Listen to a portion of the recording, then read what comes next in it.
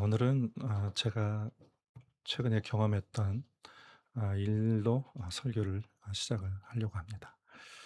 지난 7월 1일이 공휴일이었어요.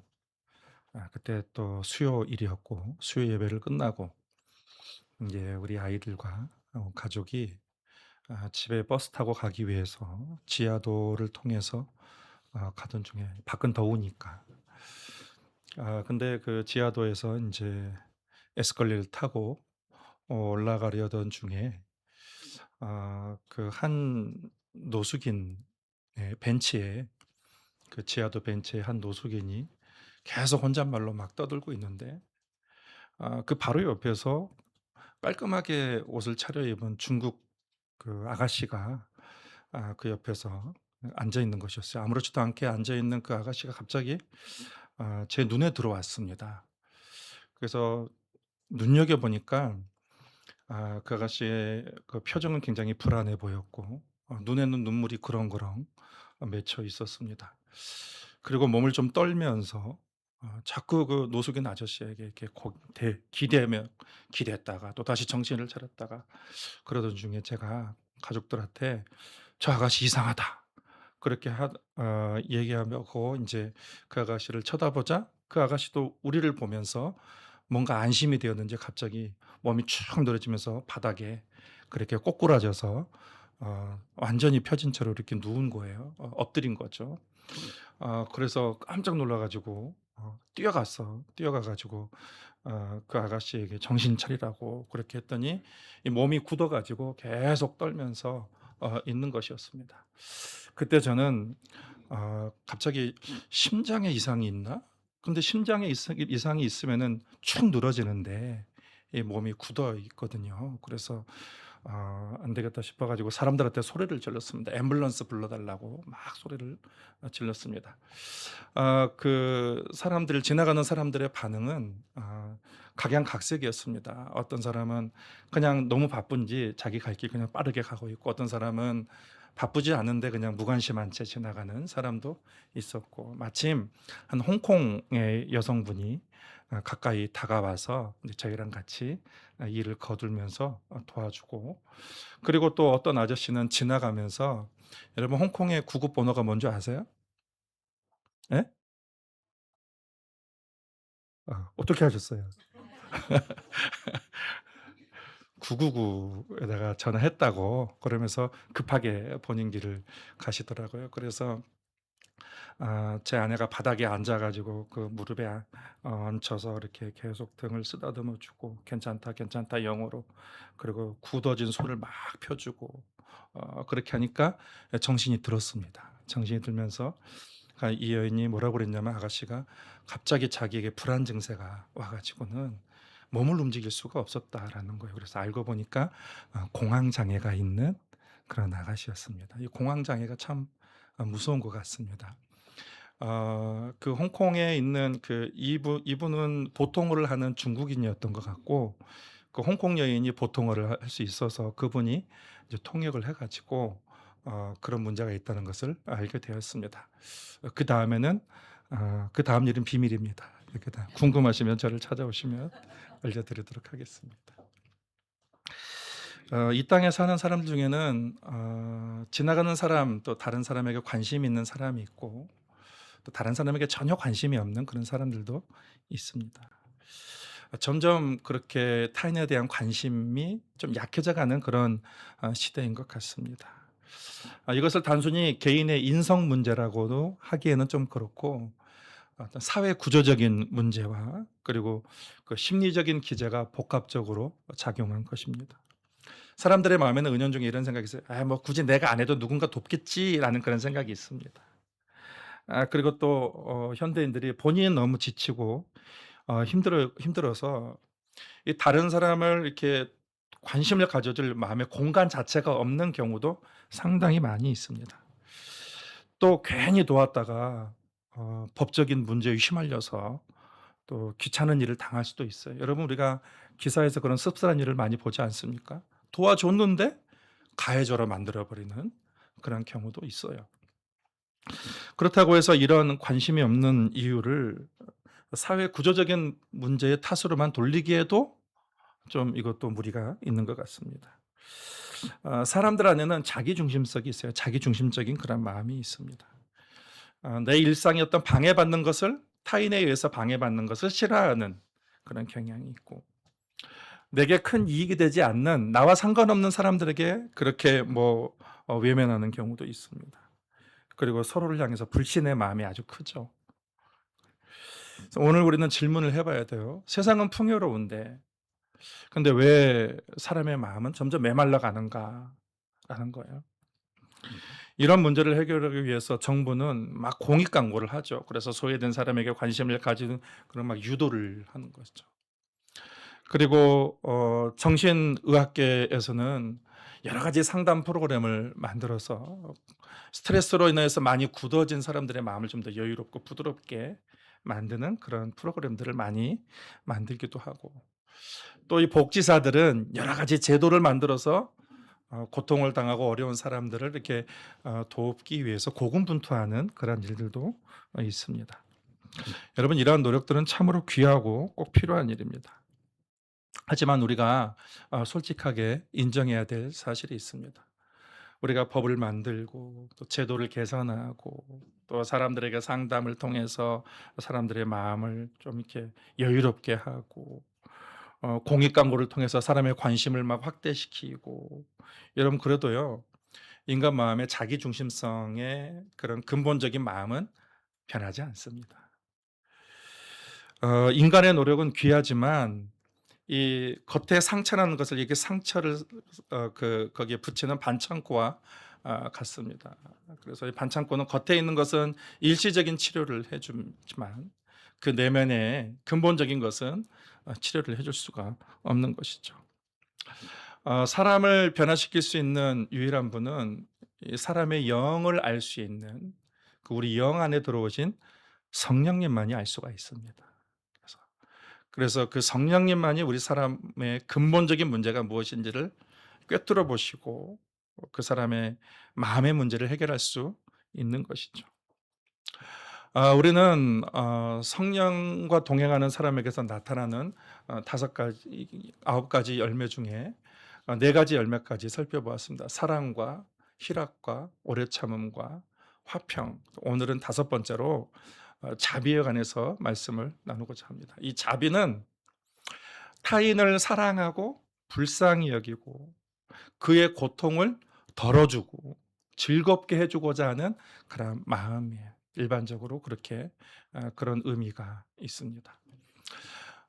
사람은 조건적으로 자비를 베풉니다. 그래서 내게 한 만큼 하려고 하는 그런 마음들이 있어요. 그래서 누군가 나에게 한 만큼 이렇게 해주는 거죠.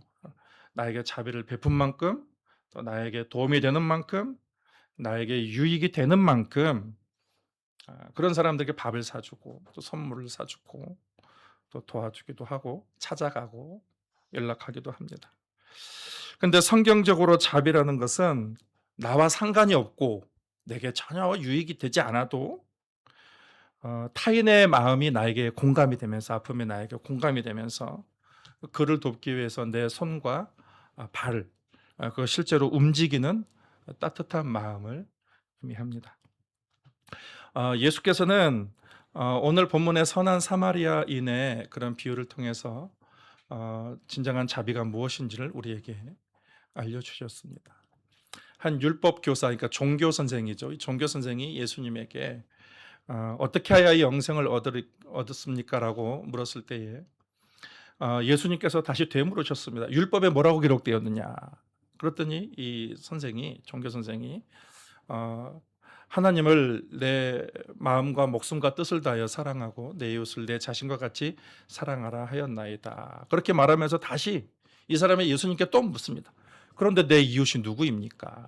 라고 그렇게 물었을 때에 예수님께서 이제 사마리아 그 사람의 비유를 드시죠. 어떤 사람이 길을 가다가 강도를 만나서 모든 것이 다 뺏기고 완전히 피 흘리면서 거의 죽을 위기에 거반 죽었습니다.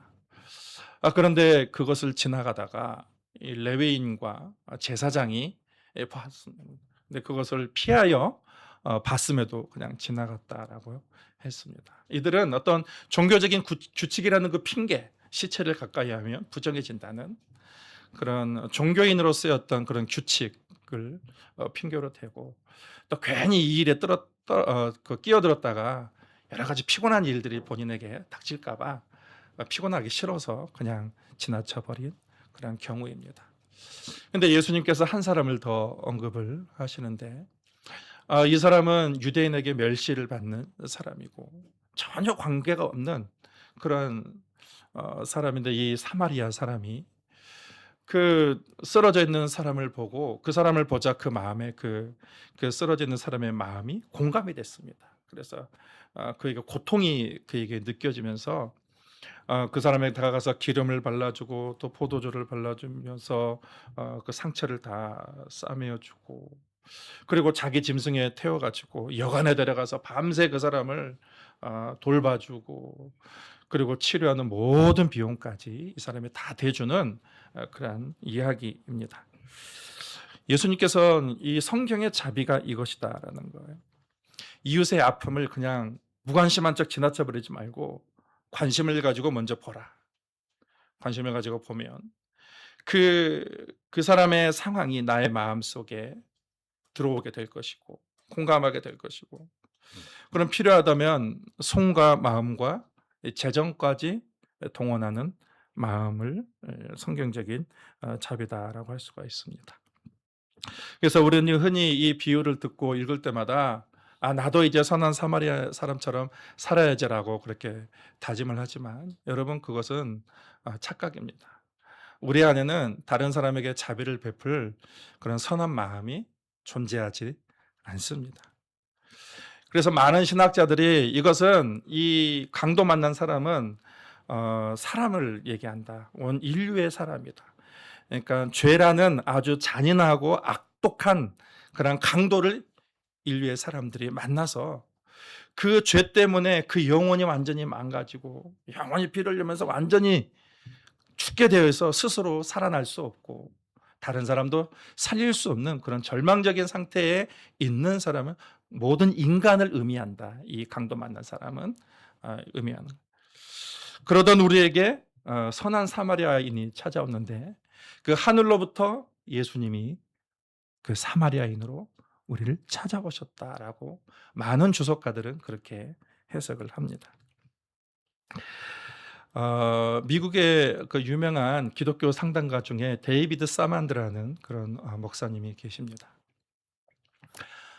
이분이 젊은 시절에 아버지가 알코올 중독과 이게 폭력을 늘 이렇게 당하면서 아버지로부터 그 세상에 대한 증오감을 가지고 그 문제아로 성장하게 되었습니다. 다른 사람이 도무지 그 아이에 대해서 어떻게 제어할 수가 없는데, 유독 은퇴하고 그 나이 지긋하신 그 할머니 선교사님이 이 아이가 너무 안타까워서 그렇게 마음의 증오심을 품고 자라는, 아버지에게 늘 학대받는 그 아이가 너무 안타까워서 늘 관심을 가지고 있었습니다. 그래서 뭐가 생기기만 하면 그 아이에게 다가가서 이렇게 과자도 주고, 그리고 하나님이 나를 정말 사랑하신단다라는 그런 메시지를 전해줬을 때, 이 아이는 그 할머니에게 막 욕설을 퍼부으면서 그 할머니가 준 과자를 막 짓밟아 버렸습니다.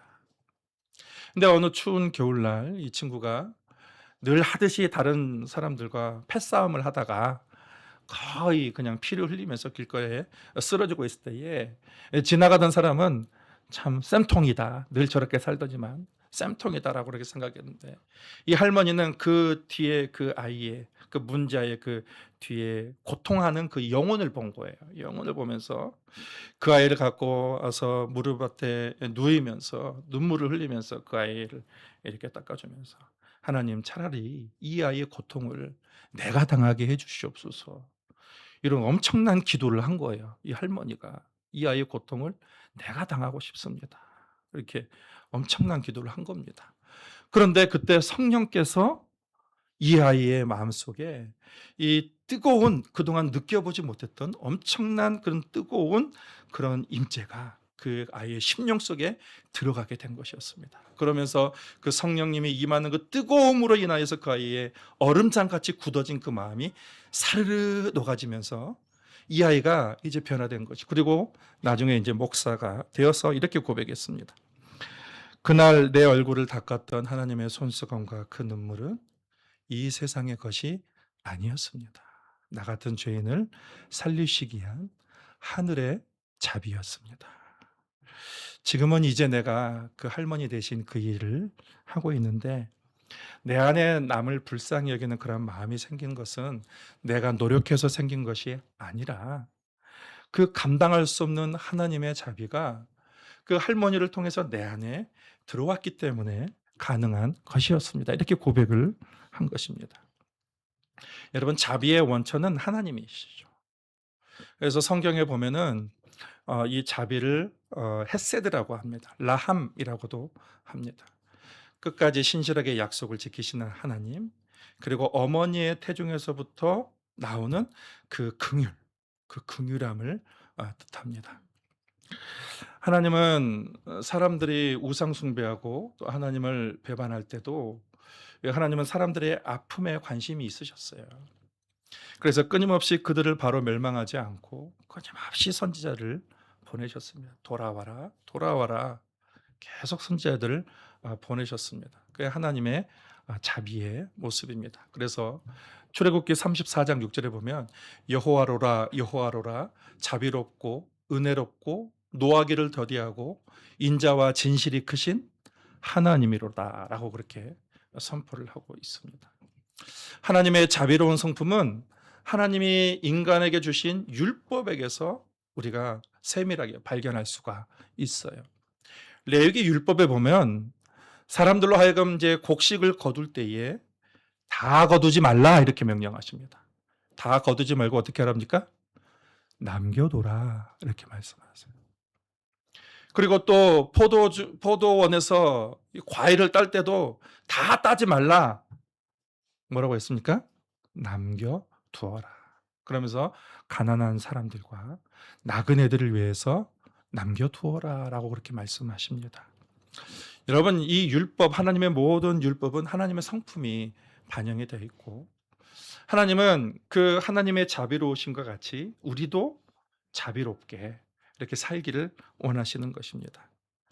이 구약의 하나님의 자비가 우리에게 오셨는데 그 하나님이 하늘 영광을 버리시고 인간의 제한된 몸을 입고 우리 가운데 오셨습니다.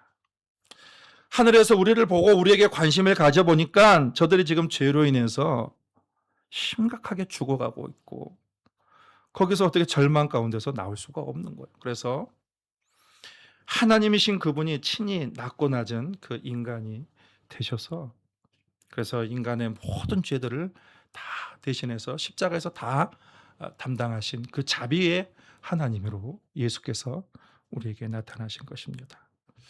말로만 자비를 베풀어라라고 하지 않고 실질적으로 잔인하고 악독한 그런 죄라는 강도를 만나서 고생하고 죽어가는 그런 사람들을 대신해서 당신이 대신 죽으시고 고통을 당하신 예수님의 모습이죠. 여러분, 우리 안에는 자비가 없으나 이 자비의 근원이신 그 하나님이 우리 안에 오시면 그 하나님의 자비가 우리 가운데 생기게 되는 것이죠.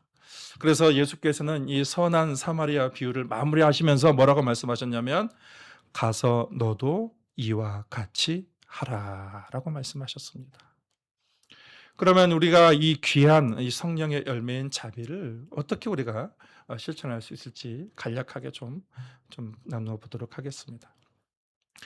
미국에서 그 한 대형 마트가 있었어요. 대형 마트에서 이 카운터에서 빨리빨리 이게 계산이 안 되고 이 사람들이 오랫도록 그 저 멀리까지 줄을 서 있는 것이었습니다. 자세히 보니까는 그 한 할머니가 이제 자기가 산 물건을 계산을 하려고 하는데 이게 연세가 너무 많이 있다 보니까 손이 이게 떨리면서 이게 동전을 내면서 동전을 계속 떨어뜨리는 거예요. 바닥에다 계속 떨어뜨리고, 그래서 바닥에 앉아 가지고 다시 또 동전을 줍고, 그러다 또 떨어뜨리고, 또 바닥에 앉아서 또 동전을 줍고. 그런데 이 카운터에 있는 직원이 아주 그 좋은 사람이, 인내가 있는 그런 사람이 계속 기다려 주는 것이었어요. 뒤에서는 참 가만히 있지 못, 한숨을 푹푹 쉬면서 막 불만과 불평을 막 이렇게 내보내고 있는 것이죠. 결국 인제 오랜 시간이 걸려서 할머니가 계산을 다 마치고 인제 집으로 가셨는데, 인제 다음에 인제 중년의 여성이 거기서 이제 계산을 하려고 했는데, 그동안 참았던 사람들이 이렇게 짜증 섞인 목소리로 "왜 느린 사람들은 이렇게 뒤에 있는 사람들에게 피해를 주는지 모르겠어?" 라면서 막 이렇게 불만을 표출했습니다. 그때에 이 중년의 아주머니가 뒤를 돌아보면서 이렇게 말했습니다. "우리 모두는 언젠가 저 할머니처럼 손을 떨 날이 올 것입니다. 오늘 우리가 저분을 기다려 준 것은 미래의 우리를 기다려 주는 것과 마찬가지입니다." 라고 얘기를 했습니다. 그 한마디에 웅성거리던 그런 소리가 아주 조용해졌다고 합니다. 그러니까 이분의 말에 의하면 오늘 우리가 몸이 아픈 병자를 위해서 기도하고 섬기는 것은 어느 날 우리도 병자가 될 수 있을 텐데, 몸이 아프고 약해질 텐데, 미래의 그를 위해서 먼저 섬기고 기도하고 있는 것이다라는 것입니다. 우리가 힘이 없고 가난한 약자를 돕는 것은 우리도 언젠가는 그런 위치에 서게 될 것인데, 미래에 우리를 돕고 있는 것이다라는 그런 의미입니다. 그래서 그 말에 의하면 결국 이웃에게 행하는 것이 곧 나에게 행하는 것이다라는 것입니다. 그러면은 이웃에게 잘하라는 거예요? 못하라는 거예요? 잘하라라는 그런 의미죠. 이 자비라는 것은 작은 것부터 시작돼요. 뭔가 거창하게 시작이 되지 않습니다. 이 테레사 소녀님에게 그 인도에서 이 빈민가에서 가난한 아이들을 돌보고 있을 때 한 서구 기자가 찾아와서 냉소적으로 이분에게 물었습니다. 아니, 이 인도에는 지금 수백만, 수천만의 그런 아이들이 있고, 이 세상에 보면은 수억 명의 아이들이 그렇게 고생을 하는데, 이 조그만 지역에서 당신이 그 아이들 돌본다고 해서 세상이 변화되겠습니까? 이렇게 물었어요, 냉소적으로.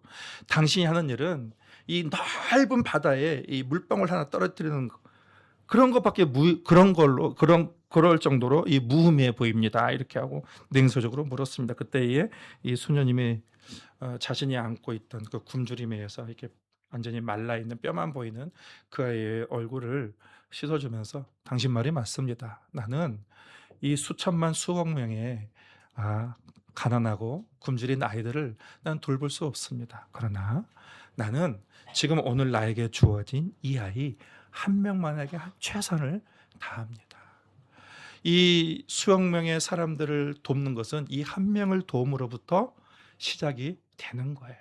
내가 시작하지 않으면 이 수억 명의 사람들에게 그런 혜택이 돌아가지 않을 것입니다. 그래서 저는 한 번에 딱 한 사람에게 최선을 다합니다. 이렇게 얘기를 했다는 것입니다. 여러분, 우리도 세상을 바꾸기 위해서 노력을 합니다. 이 세상 왜 이러나, 이 세상에 좀 잘 바뀌었으면 좋겠다라고 그렇게 우리가 기대를 하지만, 우리의 기대와 다르게 우리는 그럴 힘이 없습니다. 예수님께서는 여러분 이 세상을 완전히 바꾸실 권세가 있고 모든 능력이 있으신 분이었습니다. 예수님은 단번에 잘못한 사람들을 막 환을 내주고 잘한 사람에게 상을 줄 수도 있고 그렇게 막 겁을 주면서 사람을 변화시킬 수 있었을 것입니다. 그런데 예수님은 그 방법을 선택하지 않으시고 사람들을 한 명 한 명 선택하셔가지고 그 12제자에게 오늘 할 수 있는, 그 사람에게 할 수 있는 최고의 주님의 사랑과 자비와 비전과 소망과 꿈을 심어주면서 오늘날 이 수십억의 사람들이 그렇게 주님의 자비를 배우고 주님의 사랑을 아는 그런 사람들로 이렇게 누룩처럼 이 천국이 퍼져가게 된 것입니다. 여러분, 우리도 마찬가지예요. 우리도 뭐 거창하게 할 거 없어요. 제일 가까운 나의 가족에게 내가 오늘 어떻게 저를 도와줄까? 그리고 우리 구역 식구 중에 지금 누가 어려움을 당하고 있고 누가 고통을 당하고 있는가? 그 사람들에게 내가 하면 하면 할수록 그 천국이 누룩처럼 퍼져가게 되는 것입니다. 자비의 열매는 우리 스스로 맺을 수가 없습니다. 자비는요, 성령의 열매예요. 오늘날 성령을 모신 사람들의 안에서 성령께서 우리에게 말씀하십니다. 너도 가서 이와 같이 하라. 계속해서 우리에게 말씀하시는 하나님의 음성입니다. 에스겔 47장에 보면은 이 천국을 묘사하고 있는데 어떤 걸 묘사하고 있냐면 이 성전이 있습니다. 이 성전에서 물이 나와요. 근데 성전에서 물이 나오는데 처음에 물이 조금만 나옵니다. 이 무릎에만 찰 만큼 나옵니다. 그런데 물이 계속해서 물이 끊이지 않고 흐르니까 나중에는 무릎에 차게 되고 허리에 차게 되고 온 세상에 물이 가득 차게 되어서 그 물을 닿는 자마다 생명이 살아나고 번성하게 되고 부흥하게 되었다는 그런 이야기가 나옵니다. 여러분, 이 성전이 뭐냐면 오늘날의 교회입니다. 교회. 교회는 하나님이 임재하시는 곳이고 하나님의 은혜가 흘러가는 근원이 바로 그리스도의 몸된 교회가 되는 것입니다. 오늘 우리가 뭐 거창하게 하지 않더라도 먼저 보는 거예요. 그냥 무관심한 채로 가는 것이 아니라 한 사람 한 사람을 눈여겨보는 거예요.